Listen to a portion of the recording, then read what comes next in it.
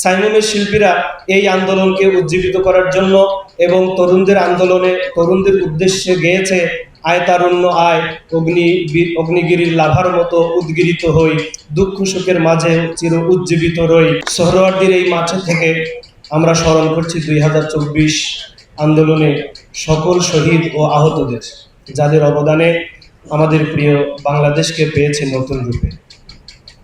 আমাদের এই আয়োজন হবে 4 দিন ব্যাপী, 1 আগস্ট থেকে 4 আগস্ট পর্যন্ত 2025। প্রতিদিন সকাল থেকে রাত 10টা পর্যন্ত, সকাল 10টা থেকে রাত 10টা পর্যন্ত ঐতিহাসিক এই সোহরাওয়ার্দী উদ্যান মাঠে অনুষ্ঠিত হবে।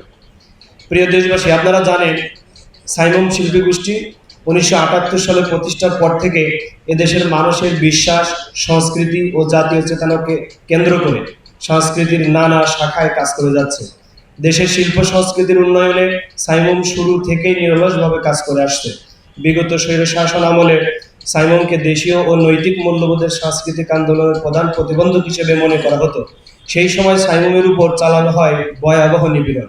সাইমুমের শিল্পীদের একাধিকবার গ্রেপ্তার করে শারীরিক ও মানসিক নির্যাতন চালানো হয়। সাইমুমের অফিস থেকে computer, hard disk, CD, VCD সহ গুরুত্বপূর্ণ উপকরণ লুটপাট করা হয় এবং আমাদের প্রতিবাদী কণ্ঠকে দমন করার বহু চেষ্টা চালানো হয়।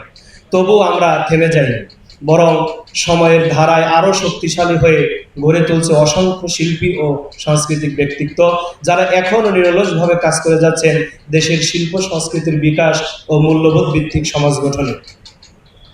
তারই ধারাবাহিকতায় সাইমুমের শিল্পীরা 2024-এর ফ্যাসিবাদ বিরোধী এই আন্দোলনে কণ্ঠযোদ্ধা হিসেবে এবং মাঠের আন্দোলনকে উজ্জীবিত রাখতে বিশেষ অবদান রেখেছে।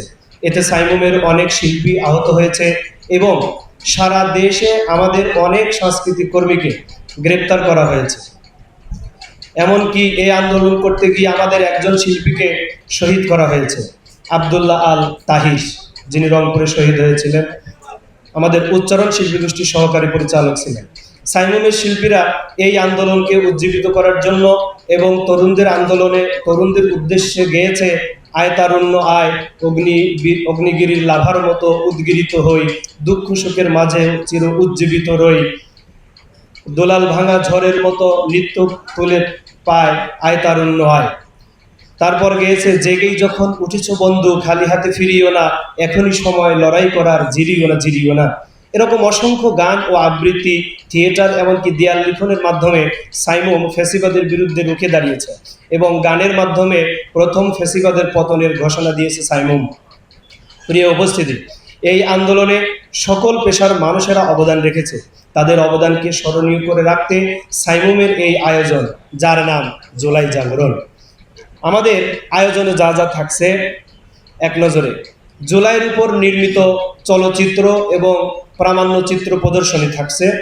এছাড়াও মঞ্চ নাটক এবং আবৃত্তি পরিবেশনা থাকবে।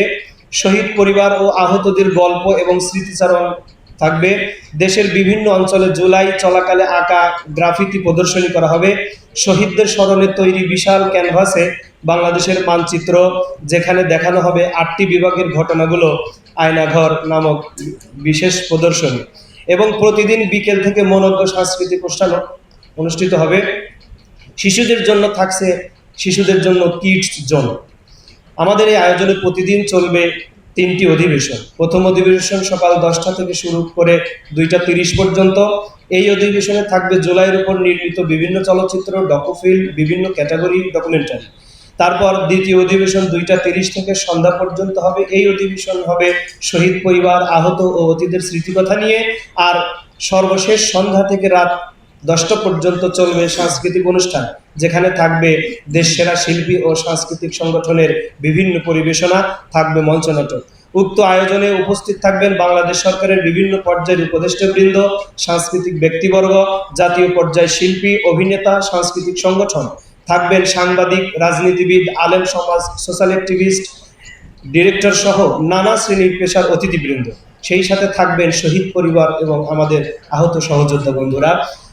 আমাদের আয়োজনে ব্যাপক জনসমাগম হবে, কেননা জুলাই গণ অভ্যুত্থান উপলক্ষে নানা আয়োজন থাকলেও সাইমুমের এই আয়োজন সম্পূর্ণ ব্যতিক্রম এবং নান্দনিক। এই আয়োজনে সকলকে আমন্ত্রণ জানিয়ে সংবাদ সম্মেলন শেষ করছি।